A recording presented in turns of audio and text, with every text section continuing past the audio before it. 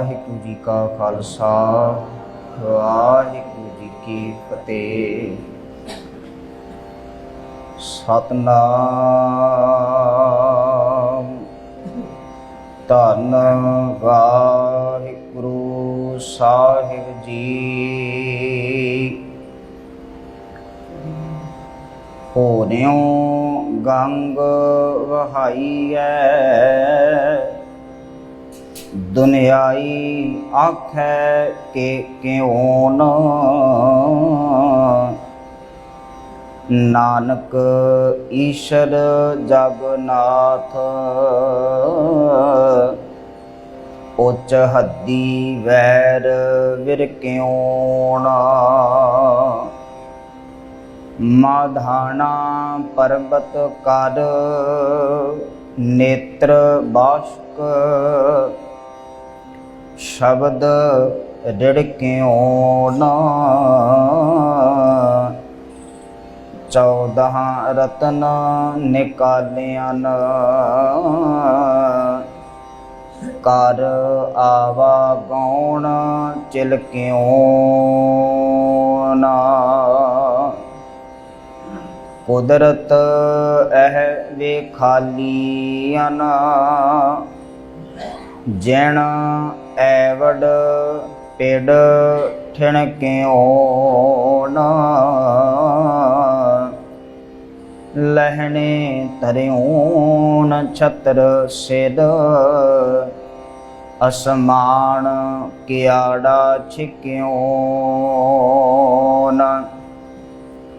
जोत समाणी जोत माहे आप आपै सेती मिक्यो न। सिखां पुत्रां कोख कै सब उम्मत वेखो जे क्यों न। जां शुद्धोस तां लहना टिक्यों न। सिखां पुत्रां कोख कै सब उम्मत वेखो जे क्यों न। जां शुद्धोस तां लहना टिक्यों न। जुगो जुग अटल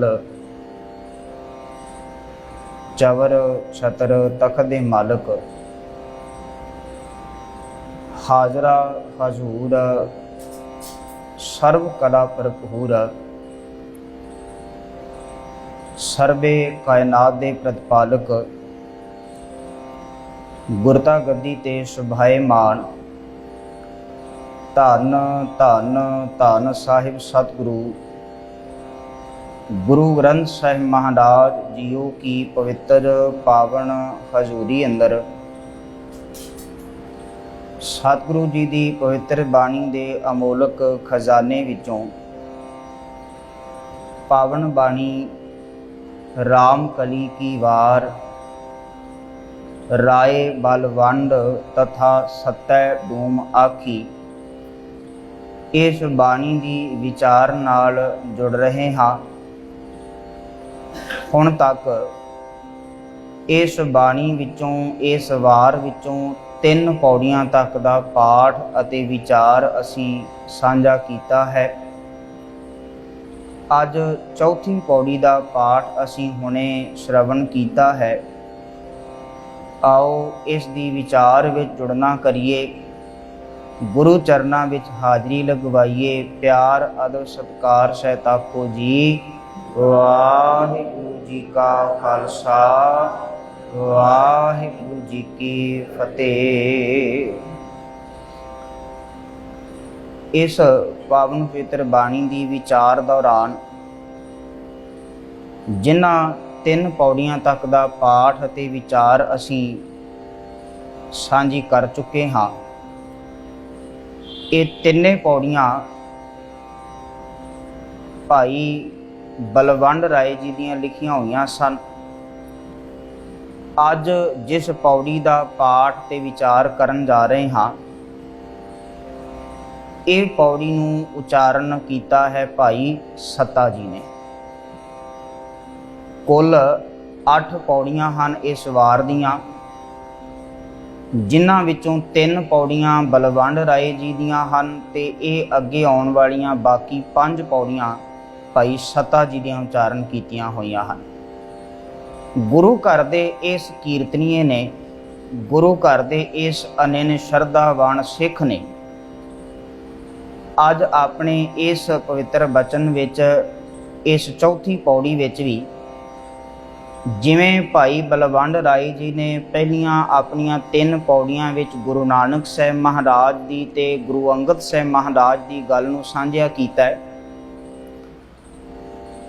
ਤੋ ਗੁਰੂ ਅੰਗਦ ਸਾਹਿਬ ਮਹਾਰਾਜ ਉੱਤੇ ਗੁਰਿਆਈ ਦਾ ਛਤਰ ਝੁੱਲ ਰਿਹਾ ਹੈ। ਝੁੱਲੇ ਸੋ ਛਤ ਨਿਰੰਜਨੀ, ਉਹ ਜਿਹੜਾ ਨਿਰੰਜਨੀ ਛਤਰ ਝੁੱਲਿਆ ਹੈ, ਉਹਦੀ ਵਿਚਾਰ ਤੇ ਉਹਦੀ ਗਵਾਹੀ ਅੱਜ ਇੱਥੇ ਭਾਈ ਸੱਤਾ ਜੀ ਨੇ ਵੀ ਆਪਣੀ ਇਸ ਵਾਰ ਦੀ ਪੌੜੀ ਦੇ ਵਿੱਚ ਸਾਂਝੀ ਕੀਤੀ ਹੈ। ਪੌੜੀ ਦੀ ਅਖੀਰ ਪੰਕਤੀ ਹੈ ਜਿੱਥੋਂ ਕੇਂਦਰੀ ਭਾਵ ਸ਼ਬਦ ਇਸ ਪੌੜੀ ਦਾ ਸ਼ੁਰੂ ਹੁੰਦਾ ਹੈ। ਪੰਕਤੀ ਹੈ, ਜਾਂ ਸੁਧੋਸ ਤਾਂ ਲਹਿਣਾ ਟਿਕਿਉਣ। ਪੰਕਤੀ ਜਿਹਨੂੰ ਅਸੀਂ ਹੁਣੇ ਪੜ੍ਹਿਆ ਹੈ, ਭਾਈ ਸੱਤਾ ਜੀ ਆਖਦੇ ਨੇ, ਜਾਂ ਜਦੋਂ ਸੁਧੋਸ ਸ਼ੁੱਧ ਕਰ ਲਿਆ ਗਿਆ ਤਾਂ ਤਦੋਂ ਲਹਿਣਾ ਟਿਕਿਉਣ, ਤੇ ਫਿਰ ਭਾਈ ਲਹਿਣੇ ਨੂੰ ਟਿਕਾ ਦਿੱਤਾ ਹੈ, ਗੁਰਤਾ ਗੱਦੀ ਤੇ ਬਿਠਾ ਦਿੱਤਾ ਹੈ, ਉਹਨੂੰ ਜੋਤ ਦਾ ਜੁਗਤ ਦਾ ਵਾਰਿਸ ਬਣਾ ਦਿੱਤਾ ਹੈ, ਉਹਨੂੰ ਖਲਕਤ ਦਾ ਕਾਇਨਾਤ ਦਾ ਅਗਵਾਈ ਕਰਨ ਵਾਲਾ ਆਗੂ ਆਪਣੀ ਥਾਂ ਦੇ ਉੱਤੇ ਰੱਖ ਦਿੱਤਾ ਹੈ। ਚੇਤਾ ਰੱਖਣਾ, ਜਿਸ ਵੇਲੇ ਇਹ ਫੈਸਲਾ ਹੋਇਆ ਹੈ, ਜਿਸ ਵੇਲੇ ਸੁਧੋਸ ਪਰਖ ਹੋਈ ਹੈ, ਜਿਸ ਵੇਲੇ ਇਸ ਪਰਖ ਵਿੱਚੋਂ ਪਾਸ ਹੋ ਕਰਕੇ ਭਾਈ ਲਹਿਣਾ ਜੀ ਨੂੰ ਟਿਕਾ ਦਿੱਤਾ ਗਿਆ ਹੈ, ਭਾਈ ਲਹਿਣਾ ਜੀ ਨੂੰ ਗੁਰਤਾ ਗੱਦੀ ਤੇ ਬਿਠਾ ਦਿੱਤਾ ਗਿਆ ਹੈ, ਕਹਿਣ ਲੱਗੇ ਆਸੇ ਪਾਸੇ ਆਲੇ ਦੁਆਲੇ ਸਿੱਖਾਂ ਵਿੱਚ ਵੀ ਤੇ ਬਾਕੀ ਥਾਵਾਂ ਦੇ ਉੱਤੇ ਵੀ ਜਦੋਂ ਇਹ ਖਬਰ ਪਹੁੰਚੀ ਹੈ ਤੇ ਆਖਦੇ ਹਨ ਕਿ ਉਹਨਾਂ ਸਾਰਿਆਂ ਨੇ ਇਸ ਗੱਲ ਦੀ ਬੜੀ ਉਹਨਾਂ ਨੂੰ ਹੈਰਾਨੀ ਲੱਗੀ ਕਿ ਅੱਜ ਤੱਕ ਦੁਨੀਆ ਦੇ ਇਤਿਹਾਸ ਵਿੱਚ, ਧਰਮ ਦੇ ਇਤਿਹਾਸ ਵਿੱਚ ਐਸਾ ਕਦੇ ਨਹੀਂ ਸੀ ਸੁਣਿਆ ਕਿ ਕਦੀ ਕਿਸੇ ਆਪਣੇ ਪੈਗੰਬਰ ਨੇ ਆਪਣੇ ਚੇਲੇ ਨੂੰ ਮੱਥਾ ਟੇਕ ਦਿੱਤਾ ਹੋਵੇ। ਐਸਾ ਤੇ ਹਰ ਵਾਰ ਹੁੰਦਾ ਸੀ ਕਿ ਕੋਈ ਚੇਲਾ ਜਿਹੜਾ ਹੈ ਆਪਣੇ ਪੈਗੰਬਰ, ਆਪਣੇ ਗੁਰੂ ਅੱਗੇ ਡੰਡੌਤ ਕਰਦਾ ਹੈ, ਨਮਸਕਾਰ ਕਰਦਾ ਹੈ, ਸਿੱਖ ਆਪਣੇ ਗੁਰੂ ਅੱਗੇ ਨਮਸਕਾਰ ਪਿਆ ਕਰਦਾ ਹੈ। ਪਰ ਕਹਿਣ ਲੱਗੇ ਐਸਾ ਕਦੇ ਨਹੀਂ ਸੀ ਵੇਖਿਆ ਵੀ ਇੱਕ ਉੱਚੇ ਰੁਤਬੇ ਵਾਲਾ ਵਿਅਕਤੀ ਜਿਹੜਾ ਹੈ, ਧਾਰਮਿਕ ਆਗੂ ਜਿਹੜਾ ਹੈ, ਉਸਨੇ ਆਪਣੇ ਚੇਲੇ ਨੂੰ, ਉਸਨੇ ਆਪਣੀ ਸ਼ਰਨ ਵਿੱਚ ਆਉਣ ਵਾਲੇ ਆਪਣੇ ਪਿਆਰੇ ਨੂੰ ਕਦੀ ਆਪਣੀ ਬਰਾਬਰਤਾ ਦੀ ਥਾਂ ਦਿੱਤੀ ਹੋਵੇ ਜਾਂ ਆਖਿਆ ਵੀ ਆਪਣੀ ਹੀ ਥਾਂ ਤੇ ਬਿਠਾ ਦਿੱਤਾ ਹੋਵੇ, ਐਸਾ ਕਦੇ ਸੁਣਿਆ ਨਹੀਂ ਸੀ। ਤੇ ਜਦੋਂ ਭਾਈ ਲਹਿਣਾ ਸੇਵਕ ਰੂਪ ਵਿੱਚ ਹੋ ਕਰਕੇ ਤੇ ਗੁਰੂ ਨਾਨਕ ਦੀਆਂ ਨਜ਼ਰਾਂ ਵਿੱਚ ਪ੍ਰਵਾਨ ਹੋ ਗਿਆ ਤੇ ਗੁਰਤਾ ਗੱਦੀ ਤੇ ਬਿਠਾ ਦਿੱਤਾ ਗਿਆ, ਆਖਦੇ ਨੇ ਵੀ ਉਸ ਵਕਤ ਹੈਰਾਨੀ ਵਾਲੀ ਇਹ ਵਿਚਾਰ ਜਿਹੜੀ ਹੈ ਉਹ ਉਸ ਥਾਂ ਦੇ ਉੱਤੇ ਪ੍ਰਗਟ ਹੋਈ, ਤੇ ਜਿਹਨੂੰ ਭਾਈ ਸੱਤਾ ਜੀ ਲਿਖਦੇ ਹਨ। ਪਹਿਲੀ ਪੰਕਤੀ ਹੈ ਪੌੜੀ ਦੀ, ਹੋਰਿਓ ਗੰਗ ਵਹਾਈਐ ਦੁਨਿਆਈ ਆਖੈ ਕਿ ਕਿਉਂ ਨਾ। ਕਹਿਣ ਲੱਗੇ ਨੇ ਵੀ ਹੋਰਿਓ ਗੰਗ ਵਹਾਈਐ, ਮਾਨੋ ਇਹ ਗੰਗਾ ਹੀ ਦੂਜੀ ਦਿਸ਼ਾ ਵਾਲੇ ਪਾਸੇ ਨੂੰ ਵਹਾ ਦਿੱਤੀ ਹੈ। ਪਾਣੀ ਦਾ ਵਹਾਅ ਜਿਸ ਇੱਕ ਦਿਸ਼ਾ ਤੋਂ ਦੂਜੀ ਦਿਸ਼ਾ ਨੂੰ ਜਾਂਦਾ ਹੈ, ਇੰਜ ਆਖੀਏ ਵੀ ਉਚਾਣ ਤੋਂ, ਉੱਚੇ ਥਾਂ ਤੋਂ ਹੇਠਾਂ ਨਿਵਾਣ ਵਾਲੇ ਪਾਸੇ ਹੀ ਹਮੇਸ਼ਾ ਵਗਦਾ ਹੈ, ਤੇ ਕਦੇ ਐਸਾ ਨਹੀਂ ਹੋਇਆ ਵੀ ਨਿਵਾਣ ਵਾਲੇ ਪਾਸੇ ਤੋਂ ਉੱਚੇ ਪਾਸੇ ਨੂੰ ਪਾਣੀ ਵਗੇ। ਪਰ ਆਖਦੇ ਨੇ ਇੱਥੇ ਕੁਝ ਇੰਜ ਹੀ ਹੋਇਆ ਵੀ ਹੋਰਿਓ ਗੰਗ ਵਹਾਈਐ, ਬਿਲਕੁਲ ਉਲਟ ਹੀ ਹੋ ਗਿਆ।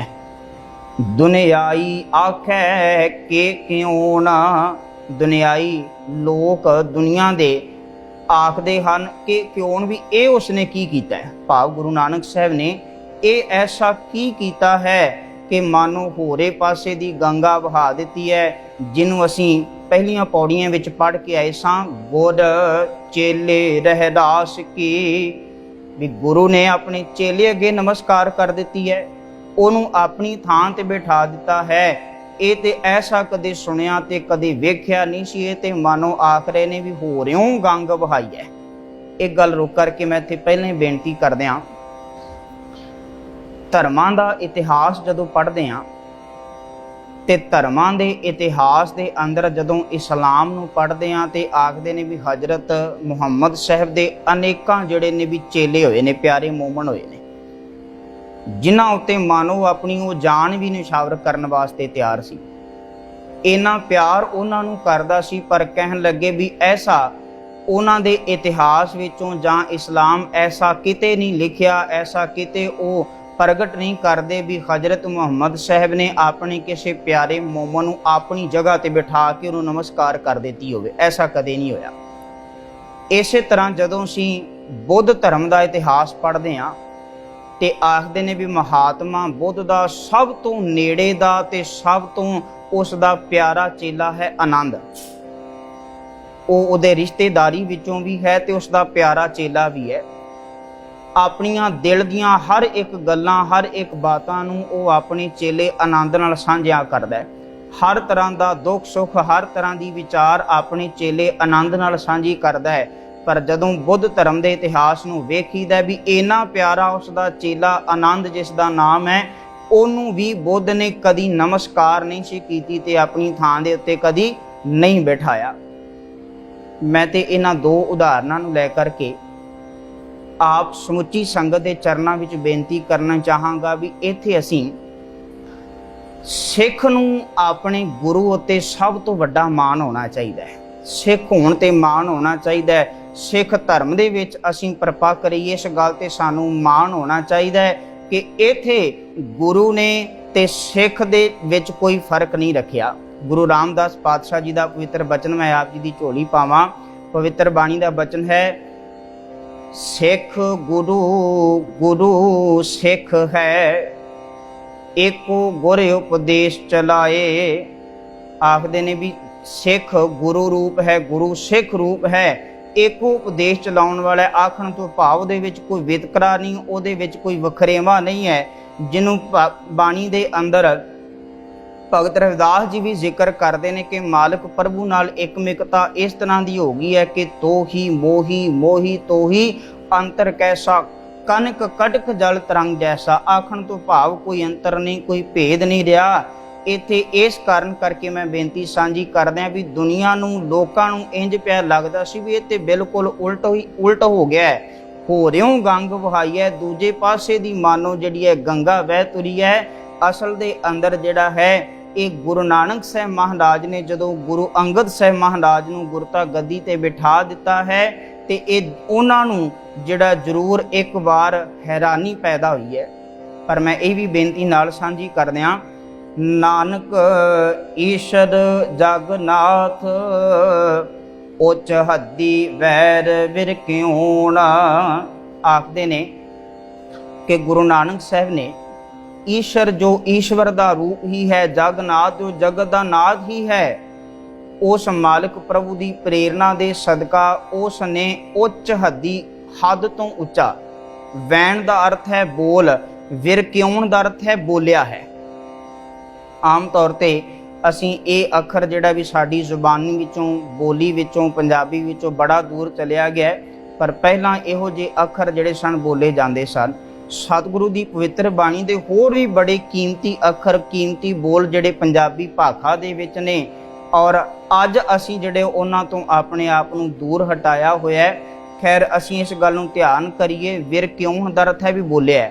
ਨਾਨਕ ਈਸ਼ਰ ਜਗਨਾਥ, ਉੱਚ ਹੱਦੀ ਵੈਰ ਵਿਰ ਕਿਉਣ, ਸਭ ਤੋਂ ਉੱਚਾ ਬੋਲ, ਸਭ ਤੋਂ ਉੱਚਾ ਬਚਨ ਜਿਹੜਾ ਹੈ ਉਹ ਗੁਰੂ ਨਾਨਕ ਸਾਹਿਬ ਨੇ ਕੀਤਾ ਹੈ। ਕਿਹੜਾ ਬਚਨ ਕੀਤਾ ਹੈ ਕਿ ਜਦੋਂ ਗੁਰੂ ਅੰਗਦ ਸਾਹਿਬ ਨੂੰ ਗੁਰਤਾ ਗੱਦੀ ਤੇ ਬਿਠਾ ਕਰਕੇ ਆਪ ਉਹਨਾਂ ਦੇ ਅੱਗੇ ਨਮਸਕਾਰ ਕਰ ਦਿੱਤੀ ਹੈ ਤੇ ਉਸ ਵਕਤ ਸਾਰੀਆਂ ਸਿੱਖ ਸੰਗਤਾਂ ਆਦਿਕ ਨੂੰ ਇਹ ਗੱਲ ਆਖੀਏ ਵੀ ਅੱਜ ਤੋਂ ਜਿਵੇਂ ਮੇਰੇ ਅੱਗੇ ਨਤਮਸਤਕ ਹੁੰਦੇ ਸੀ, ਜਿਹੜਾ ਮੇਰਾ ਸਤਿਕਾਰ ਸੀ, ਅੱਜ ਤੋਂ ਉਹ ਸਤਿਕਾਰ ये जोत मैं अपनी इस अंगद विच गुरु अंगद विच टिका दी है ते अज तो सारिਆਂ ने इस दे चरनां विच पैना है।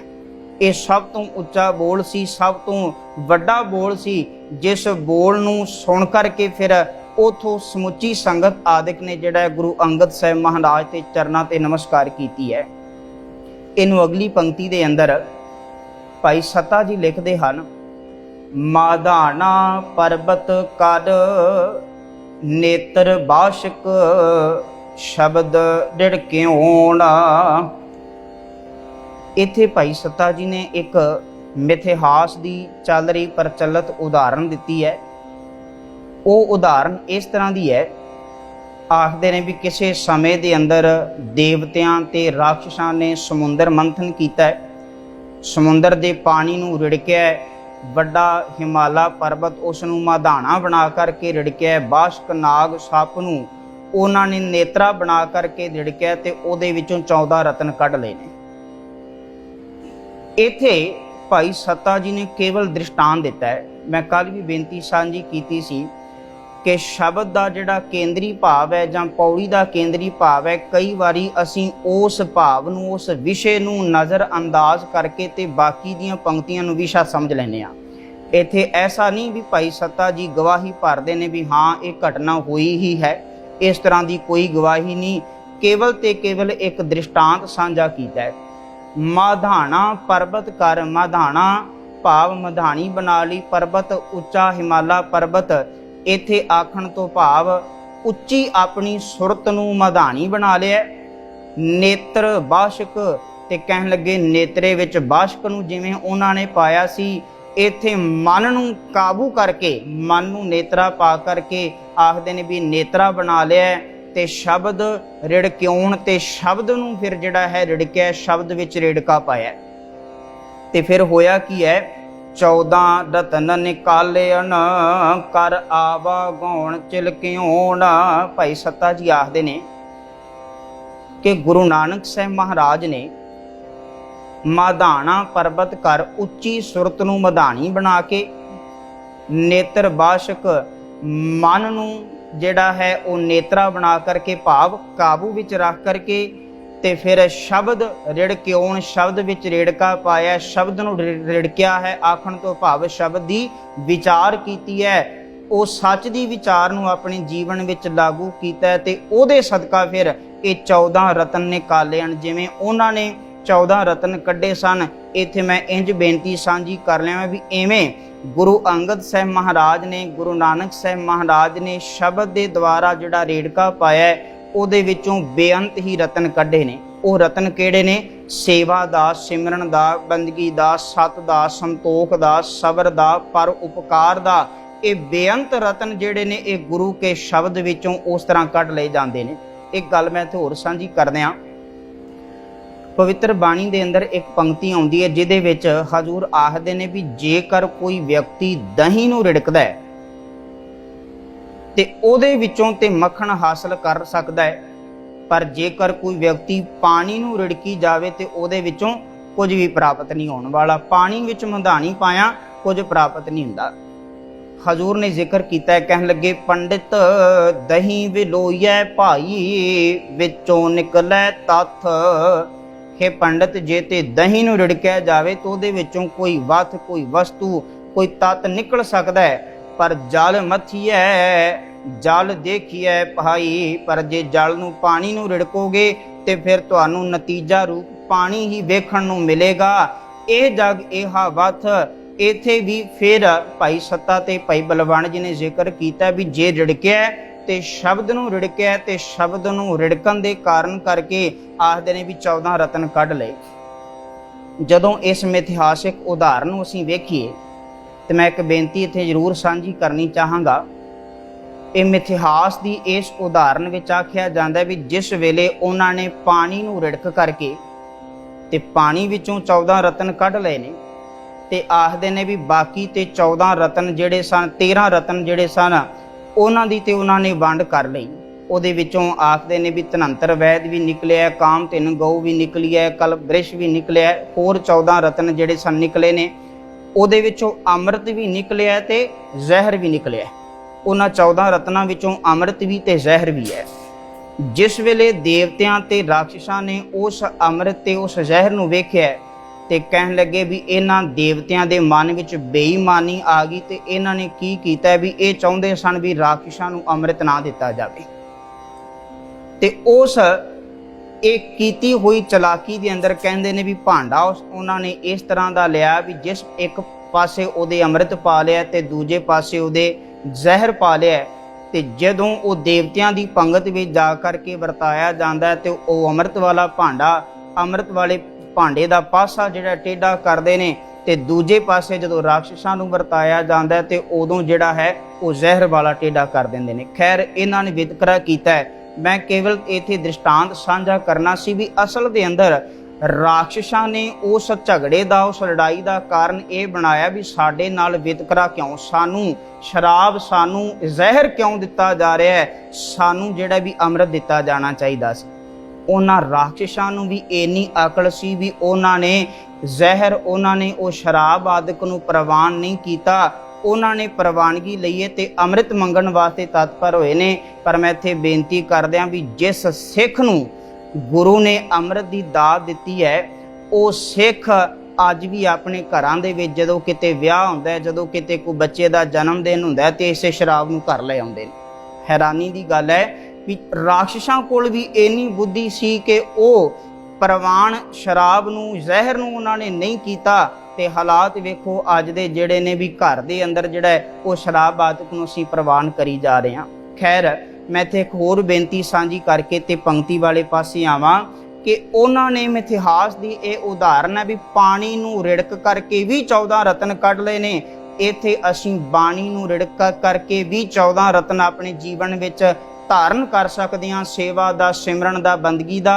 ते मैं होर बेनती नाल सांझी करदिआं भी शब्द नूं जदों रिड़किआ इस शब्द विचों अजिहा रतन पैदा होया भी दुनियावी जिस दे सामने शीश झुका रही है।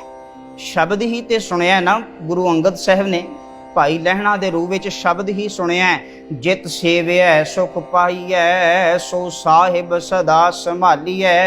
ये शब्द ही सुनिया सी ते शब्द नूं सुन करके जदों शब्द नूं रिड़किआ विचार रूप अपने जीवन विच धारण कीता है ते भाई लहणे तो गुरु अंगद रूपी रतन बन करके प्रगट होए ने। इको शब्द ही सुनिया ओ बाबा अमरदास ने भया मनूद कंचन फिर होवै जे गुर मिलै तिनेहा।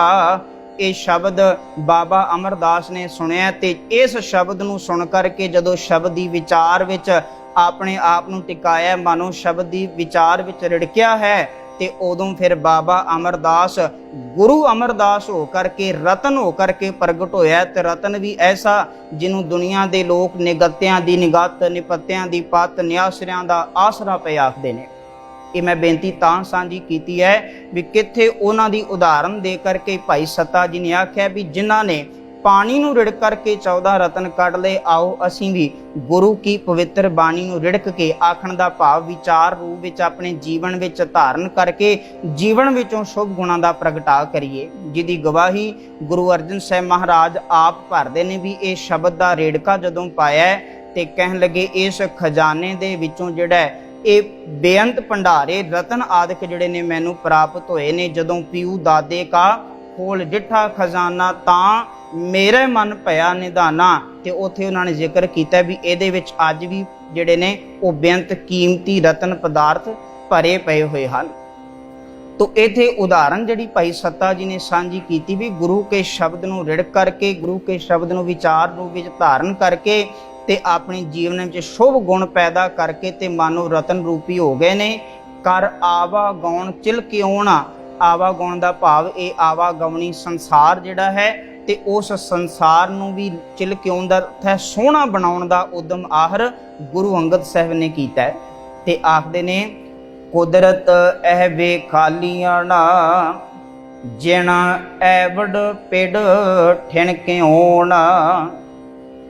कुदरत का अर्थ है समर्था ताकत। इस कुदरत अखर नूं असीं जपजी साहिब की पवित्र बाणी विच भी पढ़दे हां। कुदरत कवन कहाँ विचार वारिया ना जावां, एक बार जो तुद भावै साई भली कार तू सदा सलामत निरंकार। उथे भी कुदरत अर्थ है भी हे मालिक मेरे को ऐसी शक्ति नहीं, ताकत नहीं, समर्था नहीं भी मैं तेरी सारी कुदरत की विचार कर सकां, तेरी समर्था की विचार कर सकां। ते इत्थे कुदरत एह विखालियन कहन लगे, कुदरत भाव ताकत एह दर्थ है इहो जी विखालियन दर्थ है भी गुरु नानक साहब ने विखाई है। गुरु नानक साहब महाराज ने ऐसी समर्था विखा दी जिस समर्था दे सदका जिन चेता रखना। इस अखर ते मैं रुक के बेनती कर लगा, सतगुरु जी की पवित्र बाणी दे पाठ जदों असीं करदे हां ते कई बार ऐसा हुंदा भी ना ते असीं उचारण पक्ष नूं चंगी तरह समझदे हां, ना सानूं ओहदे चंगी तरह विश्राम पता हुंदे ने। ते इह भी मैं बेनती करदा भी बहुत असीं सिੱਖਣ वाले पासे भी नहीं जांदे। पर चेता रखना गुरु की पवित्र बाणी दे पाठ दे विचार विच बड़ियां बरीकियां भी ने जिन्हां नूं सिੱਖਣ नाल समझण नाल पता लगेगा। आम तौर ते असीं नन्ना ते नाना अखर जिहड़ा है, जिथे नन्ना है नाना पढ़ लेने, जिथे नाना है नन्ना पढ़ लेने, सानू नहीं को पता लगता, ना असीं ध्यान दिता है।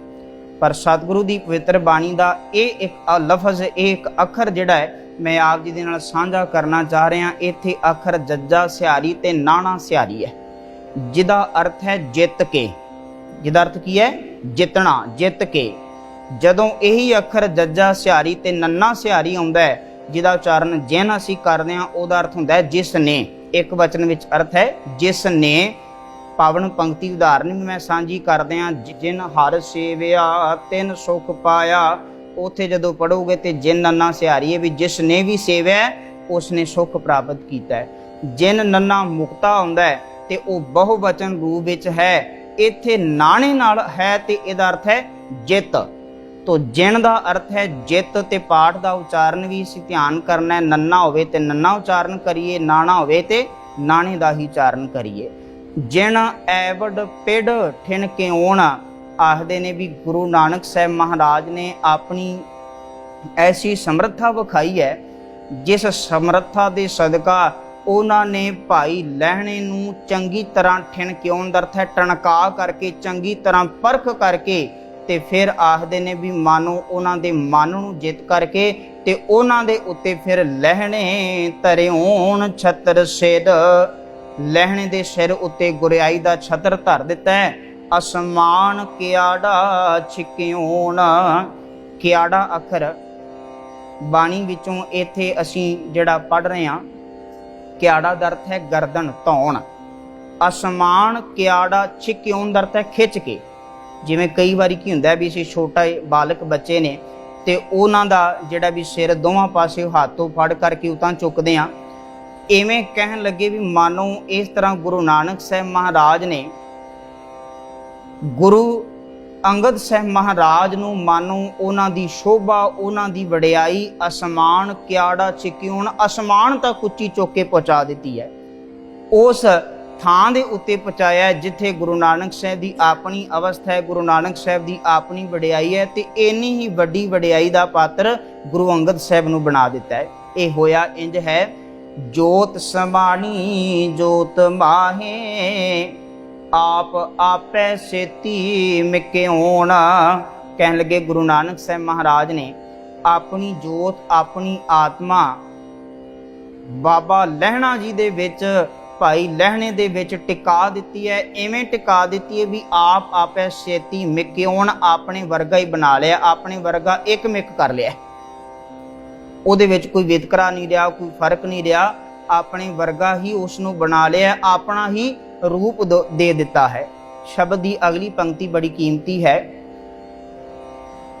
जिवें असीं पहलां भी पहलियां 3 पौड़ियां दे विच ये विचार पढ़ करके आए हैं, जिहदे विच भाई बलवंड राय जी ने लिखिया है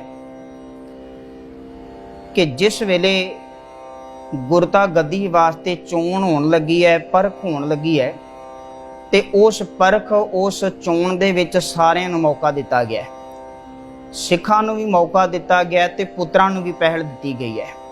पर पुत्रां दा हालात ये बनया कि पुत्री कौल ना पाले ओ कर पीरों कन मुरटिया। उन्होंने वचन नहीं मन्निया, अपने पीर तो, अपने गुरु पिता तो मोढ़ा मोड़ करके रखिया। ਤੇ ਦੂਜੇ ਪਾਸੇ ਜਿਹੜਾ ਹੈ ਜਿਹਦੀ ਅਸੀਂ ਅੱਜ ਗੱਲ ਸਾਂਝੀ ਕਰ ਲਿਆ ਜਾਂ ਸੁਦੋਸ਼ ਤਾਂ ਲਹਿਣਾ ਟਿਕਿਉਣ, ਦੂਜੇ ਪਾਸੇ ਭਾਈ ਲਹਿਣਾ ਜਿਹੜਾ ਸੇਵਕ ਹੋਣ ਤੋਂ ਬਾਅਦ ਵੀ ਉਹ ਉਸ ਥਾਂ ਦੇ ਉੱਤੇ, ਉਸ ਅਵਸਥਾ ਉੱਤੇ ਪਹੁੰਚਿਆ ਜਿੱਥੇ ਉਹ ਨਹੀਂ ਪਹੁੰਚ ਪਾਏ। ਇੱਥੇ ਮੈਂ ਇੱਕ ਬੇਨਤੀ ਹੋਰ ਸਾਂਝੀ ਕਰਦਿਆਂ, ਭਾਈ ਸੱਤਾ ਤੇ ਭਾਈ ਬਲਵੰਡ ਜੀ ਨੇ ਇਹ ਸਮੇਂ ਦੀ ਕੇਵਲ ਗਵਾਹੀ ਦਿੱਤੀ ਹੈ। ਐਸਾ ਨਹੀਂ ਹੈ ਵੀ ਗੁਰੂ ਪੁੱਤਰਾਂ ਉੱਤੇ ਕੋਈ ਇਲਜ਼ਾਮ ਲਗਾਇਆ ਜਾ ਰਿਹਾ। ਗੁਰੂ ਪੁੱਤਰ ਹੋਣ ਦੇ ਨਾਤੇ ਉਹਨਾਂ ਦਾ ਸਤਿਕਾਰ ਹੈ, ਸਿੱਖ ਜਗਤ ਕਰਦਾ ਰਹੇਗਾ, ਅਸੀਂ ਕਰਦੇ ਰਵਾਂਗੇ। ਇੱਥੇ ਕੇਵਲ ਤੇ ਕੇਵਲ ਜਿਹੜੀ ਹੈ ਸਮੇਂ ਦੀ ਜਿਹੜੀ ਚਾਲ ਸੀ, ਸਮੇਂ ਦੀ ਉਹ ਘਟਨਾ ਦਾ ਸਿਰਫ ਤੇ ਸਿਰਫ ਜ਼ਿਕਰ ਕੀਤਾ ਗਿਆ, ਜਿਹਦੇ ਵਿੱਚ ਇੱਥੇ ਅੱਜ ਭਾਈ ਸੱਤਾ ਤੇ ਬਲਵੰਡ ਜੀ ਦੀ ਇਸ ਵਾਰ ਵਿੱਚੋਂ ਅਸੀਂ ਹੁਣ ਪੜ੍ਹਨ ਲੱਗੇ ਹਾਂ ਕਿ ਸਿੱਖਾਂ ਪੁੱਤਰਾਂ ਭੋਖ ਕੈ ਸਭ ਉਮਤ ਵੇਖੋ ਜੇ ਕਿਉਣ। ਆਖਦੇ ਨੇ ਵੀ ਇੱਥੇ ਸਿੱਖਾਂ ਪੁੱਤਰਾਂ ਭੋਖ ਕੈ, ਸਿੱਖਾਂ ਨੂੰ ਵੀ ਘੋਖਿਆ, ਪੜਤਾਲ ਕੀਤੀ ਹੈ, ਪੜਚੋਲ ਕੀਤੀ ਹੈ, ਤੇ ਫਿਰ ਪੁੱਤਰਾਂ ਦੀ ਵੀ ਪੜਤਾਲ ਕੀਤੀ ਹੈ। ਤੇ ਸਭ ਉਮਤ ਸਾਰੀ ਲੋਕਾਈ ਵੇਖੋ ਜੇ ਕਿਉਣ ਉਸਨੇ ਜੋ ਕੀਤਾ ਹੈ। ਭਾਵ ਗੁਰੂ ਨਾਨਕ ਸਾਹਿਬ ਮਹਾਰਾਜ ਨੇ ਗੁਰਤਾ ਗੱਦੀ ਦਾ ਵਾਰਸ ਚੁਣਨ ਦੇ ਮੌਕੇ ਸਿੱਖਾਂ ਦੀ ਵੀ ਪਰਖ ਕੀਤੀ ਹੈ ਤੇ ਪੁੱਤਰਾਂ ਦੀ ਵੀ ਪਰਖ ਕੀਤੀ ਹੈ। ਸਿੱਖਾਂ ਤੇ ਪੁੱਤਰਾਂ ਦੋਹਾਂ ਨੂੰ ਮੌਕਾ ਦਿੱਤਾ ਹੈ ਤੇ ਮੌਕਾ ਦੇਣ ਤੋਂ ਬਾਅਦ ਸਭ ਉਮਤ ਵੇਖੋ ਜੇ ਕਿਉਣ, ਤੇ ਨਤੀਜਾ ਇਹ ਆਇਆ ਜਾਂ ਸੁਦੋਸ਼ ਤਾਂ ਲਹਿਣਾ ਟਿਕਿਉਣ। ਜਦੋਂ ਸੁੱਧ ਹੋ ਗਿਆ, ਜਦੋਂ ਪਰਖ ਵਿੱਚ ਪਾਸ ਹੋਇਆ ਤੇ ਭਾਈ ਲਹਿਣੇ ਨੂੰ ਗੁਰਤਾ ਗੱਦੀ ਤੇ ਬਿਠਾ ਦਿੱਤਾ ਗਿਆ, ਗੁਰਤਾ ਗੱਦੀ ਦਾ ਵਾਰਸ ਬਣਾ ਦਿੱਤਾ ਗਿਆ, ਆਪਣੀ ਜੋਤ ਉਸ ਦੇ ਅੰਦਰ ਟਿਕਾ ਦਿੱਤੀ ਗਈ ਹੈ। ਇੱਕ ਬੇਨਤੀ ਇੱਥੇ ਕਹਿ ਕੇ ਮੈਂ ਸਮਾਪਤੀ ਕਰਨ ਲੱਗਾ। ਖਾਸ ਕਰਕੇ ਇਸ ਪੌੜੀ ਨੂੰ ਜਦੋਂ ਅਸੀਂ ਪੜ੍ਹਦੇ ਹਾਂ ਤੇ ਇਸ ਪੌੜੀ ਦੇ ਵਿੱਚ ਦੋ ਗੱਲਾਂ ਬਾਖੂਬੀ ਖਾਸ ਤੌਰ ਤੇ ਸਾਡੇ ਸਾਹਮਣੇ ਪ੍ਰਗਟ ਹੁੰਦੀਆਂ ਨੇ। ਸਭ ਤੋਂ ਪਹਿਲੀ ਗੱਲ ਪ੍ਰਗਟ ਹੁੰਦੀ ਹੈ ਕਿ ਜਿਸ ਵੇਲੇ ਗੁਰੂ ਅੰਗਦ ਸਾਹਿਬ ਨੂੰ ਗੁਰਤਾ ਗੱਦੀ ਤੇ ਬਿਠਾਇਆ ਤੇ ਕੁਝ ਕੁ ਲੋਕਾਂ ਦੀ ਵਿਚਾਰ ਇਹ ਸੀ ਵੀ ਬਿਲਕੁਲ ਉਹਨਾਂ ਨੂੰ ਹੈਰਾਨੀ ਹੋਈ ਹੈ ਤੇ ਉਹਨਾਂ ਨੇ ਆਖਿਆ ਹੋ ਰਿਉ ਗੰਗ ਵਹਾਈਐ ਦੁਨਿਆਈ ਆਖੈ ਕਿ ਕਿਉਂ। ਉਹਨਾਂ ਦੀ ਹੈਰਾਨੀ ਸੀ, ਪਰ ਇਹ ਵੀ ਗੱਲ ਚੇਤਾ ਰੱਖਣਾ ਵੀ ਉਹਨਾਂ ਦੀ ਹੈਰਾਨੀ ਜਿਹੜੀ ਹੈ ਉਹਨੂੰ ਗੁਰੂ ਨਾਨਕ ਸਾਹਿਬ ਨੇ ਦੂਰ ਵੀ ਕੀਤਾ ਜਿਸ ਵੇਲੇ ਸਿੱਖਾਂ ਪੁੱਤਰਾਂ ਘੋਖ ਹੈ। ਹੈਰਾਨੀ ਤੇ ਇਸੇ ਗੱਲ ਦੀ ਸੀ ਵੀ ਪੁੱਤਰ ਜਿਹੜਾ ਉੱਤਰਾਧਿਕਾਰੀ ਹੋਣਾ ਚਾਹੀਦਾ ਸੀ, ਪਰ ਇੱਥੇ ਦੋਹਾਂ ਨੂੰ ਬਰਾਬਰ ਦਾ ਮੌਕਾ ਦੇ ਕਰਕੇ ਤੇ ਸਿੱਖਾਂ ਪੁੱਤਰਾਂ ਘੋਖ ਹੈ। ਦੋਵਾਂ ਦੀ ਪੜਤਾਲ ਕਰਨ ਤੋਂ ਬਾਅਦ ਜਾਂ ਸੁਦੋਸ਼ ਤਾਂ ਲਹਿਣਾ ਟਿਕਿਉਣ। ਮੈਂ ਜਿਹੜੀ ਬੇਨਤੀ ਸਾਂਝੀ ਕਰਨੀ ਚਾਹ ਰਿਹਾ ਸਾਂ, ਗੁਰੂ ਨਾਨਕ ਸਾਹਿਬ ਦੇ ਘਰ ਵਿੱਚ ਜਿਸ ਵੇਲੇ ਉੱਤਰਾਧਿਕਾਰੀ, ਸਭ ਤੋਂ ਪਹਿਲਾ ਉੱਤਰਾਧਿਕਾਰੀ ਚੁਣਿਆ ਗਿਆ ਤੇ ਉਸ ਉੱਤਰਾਧਿਕਾਰੀ ਨੂੰ ਚੁਣਨ ਵਾਸਤੇ ਇਲੈਕਸ਼ਨ ਨਹੀਂ ਹੋਈ, ਉੱਥੇ ਸਿਲੈਕਸ਼ਨ ਹੋਈ ਹੈ, ਉੱਥੇ ਵੋਟਾਂ ਨਹੀਂ ਪਈਆਂ। ਜੇ ਅਸੀਂ ਇਸ ਗੱਲ ਨੂੰ ਜਾਣ ਲਈਏ, ਵੇਖ ਲਈਏ ਵੀ ਜੇ ਕਿਤੇ ਉੱਥੇ ਵੋਟਾਂ ਦੀ ਰਾਜਨੀਤੀ ਹੁੰਦੀ ਤੇ ਬਿਲਕੁਲ ਸੁਭਾਵਿਕ ਸੀ ਵੀ ਉਹਦੇ ਵਿੱਚ ਬਾਬਾ ਸ਼੍ਰੀ ਚੰਦ ਤੇ ਬਾਬਾ ਲਖਮੀ ਦਾਸ ਜਿੱਤ ਜਾਂਦੇ, ਕਿਉਂਕਿ ਸੰਪਤੀ ਲੈ ਲੈਣੀ ਸੀ, ਹਮਦਰਦੀ ਲੈਣੀ ਸੀ ਵੀ ਤੇ ਸਾਡਾ ਹੀ ਹੱਕ ਬਣਦਾ। ਪਰ ਇੱਥੇ ਗੁਰੂ ਨਾਨਕ ਸਾਹਿਬ ਨੇ ਸਿੱਖ ਧਰਮ ਦਾ ਜਦੋਂ ਇਹ ਆਗਾਜ਼ ਉੱਤਰਾਧਿਕਾਰੀ ਦੀ ਚੋਣ ਕੀਤੀ ਹੈ ਤੇ ਇੱਥੇ ਵੋਟਾਂ ਦੀ ਰਾਜਨੀਤੀ ਨਹੀਂ, ਇੱਥੇ ਇਲੈਕਸ਼ਨ ਨਹੀਂ ਸਗੋਂ ਸਿਲੈਕਸ਼ਨ ਕੀਤੀ ਹੈ, ਉਹ ਵੀ ਪਰਖ ਕਰਕੇ। ਐਸਾ ਨਹੀਂ ਵੀ ਕੁਝ ਸਿਫਾਰਸ਼ੀ ਜਿਵੇਂ ਅੱਗੇ ਆ ਜਾਂਦੇ ਨੇ, ਕੋਈ ਰਿਸ਼ਵਤ ਲੈ ਕਰਕੇ ਅੱਗੇ ਆ ਜਾਂਦੇ ਨੇ, ਇਸ ਤਰ੍ਹਾਂ ਦਾ ਨਹੀਂ ਹੈ। ਅੱਜ ਬਹੁਤਾਤ ਰੂਪ ਵਿੱਚ ਧਾਰਮਿਕ ਆਗੂ ਜਿਹੜੇ ਸੱਚਮੁੱਚ ਯੋਗਤਾ ਨਹੀਂ ਸਨ ਰੱਖਦੇ ਤੇ ਕੇਵਲ ਸਿਫਾਰਸ਼ਾਂ ਤੇ ਮਾਇਆ ਆਦਿਕ ਦੇ ਨਾਲ ਉਹਨਾਂ ਸਥਾਨਾਂ ਤੇ ਬੈਠ ਕਰਕੇ ਆਪਣੇ ਅਹੁਦਿਆਂ ਦੀ ਦੁਰਵਰਤੋਂ ਕਰ ਰਹੇ ਨੇ। ਗੁਰੂ ਨਾਨਕ ਸਾਹਿਬ ਨੇ ਉਹ ਸਾਨੂੰ ਸਭ ਤੋਂ ਪਹਿਲਾਂ ਇਹ ਗੱਲ ਸਮਝਾ ਦਿੱਤੀ ਵੀ ਇੱਥੇ ਗੁਰੂ ਨਾਨਕ ਦੇ ਘਰ ਵਿੱਚ ਜਿਹੜਾ ਇੱਥੇ ਪਰਖ ਕਰਨ ਤੋਂ ਬਾਅਦ ਜੇ ਉਹ ਪ੍ਰਵਾਨ ਹੁੰਦਾ ਤੇ ਫਿਰ ਉਹਨੂੰ ਜਿਹੜਾ ਹੈ ਕਿਸੇ ਲਾਇਕ ਸਮਝਿਆ ਜਾਂਦਾ ਹੈ। ਤੇ ਉਸ ਪਰਖ ਵਿੱਚੋਂ ਜਾਂ ਸੁਦੋਸ਼ ਤਾਂ ਲਹਿਣਾ ਟਿਕਿਉਣ ਉਹਦੇ ਵਿੱਚੋਂ ਗੁਰੂ ਅੰਗਦ ਸਾਹਿਬ ਮਹਾਰਾਜ ਪਾਸ ਹੋਏ ਨੇ ਤੇ ਉਹਨਾਂ ਤੇ ਗੁਰਿਆਈ ਦਾ ਛਤਰ ਫਿਰਾ ਦਿੱਤਾ ਗਿਆ, ਗੁਰਿਆਈ ਦਾ ਛਤਰ ਚੁਲਾ ਦਿੱਤਾ ਗਿਆ। ਅੱਜ ਦੀ ਇਸ ਚੌਥੀ ਪੌੜੀ ਦੀ ਵਿਚਾਰ ਸਾਂਝੀ ਕਰਦਿਆਂ ਹੋ ਗਈਆਂ ਬੇਅੰਤ ਪ੍ਰਕਾਰ ਦੀਆਂ ਭੁੱਲਾਂ ਆਪ ਸੰਗਤ ਗੁਰੂ ਗ੍ਰੰਥ ਸਾਹਿਬ ਮਹਾਰਾਜ ਜੀ ਬਖਸ਼ਣਯੋਗ ਹਨ। ਮੇਰੀਆਂ ਭੁੱਲਾਂ ਮੇਰੀਆਂ ਜਾਣ ਕਰਕੇ ਮੇਰੀ ਝੋਲੀ ਵਿੱਚ ਪਾ ਦੇਣੀਆਂ। ਕੱਲ ਪੰਜਵੀਂ ਪੌੜੀ ਦੀ ਵਿਚਾਰ ਅਸੀਂ ਸਾਂਝੀ ਕਰਾਂਗੇ। ਇਸੇ ਤਰ੍ਹਾਂ ਗੁਰੂ ਚਰਨਾਂ ਵਿੱਚ ਸਭਨਾਂ ਨੇ ਹਾਜ਼ਰੀਆਂ ਭਰਨੀਆਂ। ਬੁਲਾਓ ਫਤਿਹ ਆਖੋ ਜੀ।